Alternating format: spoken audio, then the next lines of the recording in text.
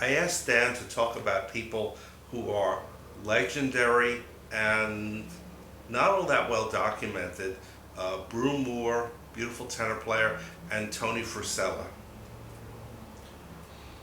Brew, I got to know pretty well during a period in Brew's life when he was kicking his heroin habit, and really doing quite well. But what had happened also was that his wife, whom I only saw once, a very pretty girl, had kicked him out, So strangely enough, this very nasty man who uh, ran Arthur's Tavern, and his name was Jerry. It wasn't no Arthur.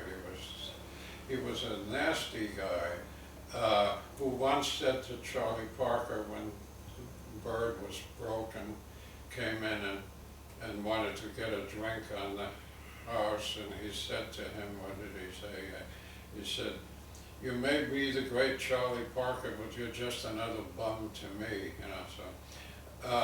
But for some reason or other, he had taken a great liking to Brew, and Brew was homeless. His wife had kicked him out, and so there was a downstairs cellar there at Arthur's, and Jerry let Brew stay there, slept there. So at the same time, there was a very nice little trio up front, and Lou Mel Morgan was the piano player. Lou Mel Morgan made some records in the mid 40s. He was kind of one of the many Nat Cole trio offsprings. A nice piano player and a good drummer, white kid with a Greek name, and Brew would sit in there. Brew was, to me, Brew was I think Brew was from New Orleans. He's a Southerner. Of all the brothers, he had a special thing. I think he was kind of, but they're all different, Al, Zoot, Stan, Brew, all different in their own way, all from Leicester, but they all have their own thing. Brew, I really loved Brew, but we got friendly, and in order to, be able to deal with his getting off the stuff, he would do quite a bit of drinking, and he didn't have any money. I was working, so I had a little dough. We used to get, he liked Valentine's ale. We used to get a quart of Valentine's and sit on the stoop outside, there in the village, and talk. And he had, lots of stories and stuff. And he was Brew was a pretty sophisticated musician, actually. And one of the people that he really admired was Johnny Carisi, who is perhaps most famous for having penned Israel, which is one of the things on the Miles Davis Tentet.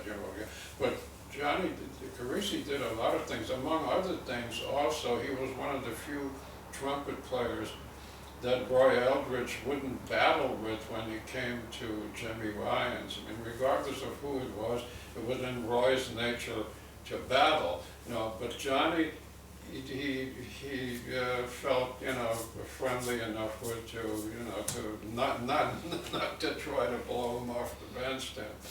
But Johnny was a remarkably fine, somebody who studied with him and has great admiration for him is the great guitar player whom we know so well, who works with Darrell Sherman and with Barbara Rosine and James Chirillo. Yeah, James, who was a great arranger.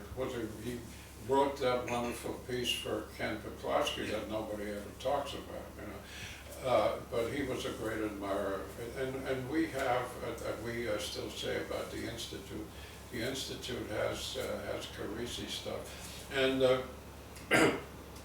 Mosaic has just come out with a Savoy package, and on that is a great date of brews for Savoy that actually has a thing on it by Carisi called Lestorian Mode, Check it out, it's a beautiful piece, nobody ever talks about it.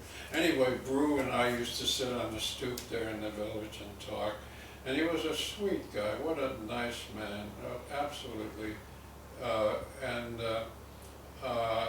He was friendly with a trumpet player named Tony Fruscella, and they had occasion to, Tony was another one of those guys. I mean, Brew got himself together, and eventually, I guess he wound up in California, and that's, he was okay, like so many people. He also went to Europe, and it was in Europe, unfortunately, in what I consider my, favorite city aside from New York and Copenhagen. He fell down a flight of stairs and killed himself. And it was an accident. It wasn't even that he was particularly drunk or anything. It was just one of those things that can happen, It was a metal flight of stairs and back. Anyway, that's, so Brew and Tony was a really very warm-hearted and nice and good-looking Italian kid, who played beautiful trumpet in a very melodic, he was a bebopper, if you want to call it that. He was a modern jazz guy, but he was very melodic and very warm. He made a beautiful album for Atlantic, which is hardly known, and briefly played with Stan Getz. There are a few items on a Stan Getz LP. Didn't last. Stan is difficult to work with. We can talk about Stan. It's another one that I got to know pretty well. But Tony and Brew played together at a very strange place called the Open Door. The Open Door has to be one of the weirdest jazz places ever in the village, because it was kind of like, it might as well not have been a commercial venture, because there was hardly any service. They had a few old Greek waiters who shuffled along, and you might be able to get their attention after half an hour or something. They had a bar up front where there was a woman well up in years with dyed red hair, bright red hair, who played on an out-of-tune upright piano and did some kind of gay 90s type of singing and stuff, like a Broadway Rose or whatever, and then there was the jazz room in the back, where there were, there's a famous photograph of, which is hanging in oversize at the Institute of Jazz Studies, of Charlie Parker and Monk and Mingus,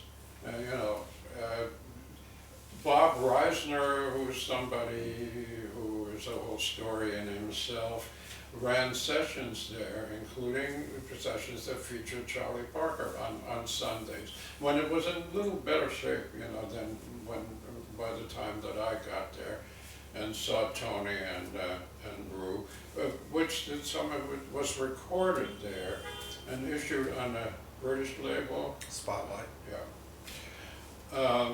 But Tony was such he was an original.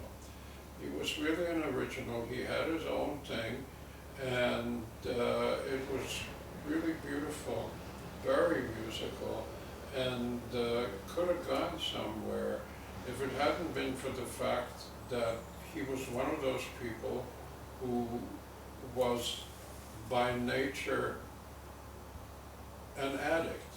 So he was a junkie for a while, and he got out of that, but he got onto pills, and the pills were deadly, and the pills eventually killed him. It was so sad that period where, you know, there was so much of that stuff going on. And, you know, liquor could kill you eventually, but you really had to work hard, you know, to get it to that point. As far as smoke was concerned, I don't know that it ever killed anybody, but the junk and the pills, the dope, that was deadly. And it was a very dark cloud that was hanging over the music at that time. We lost so many people. But Tony, there was a really sad story because he was such a sweet guy, and he was, you know, certainly, you know, like I said, he was very good looking. Unfortunately, I guess there wasn't any, you know, some kind of, maybe a strong woman could have gotten hold of him and straightened him out, you know, but that didn't happen. So he's like a footnote, you know. But he was special. He sounds so beautiful. That's why we know him.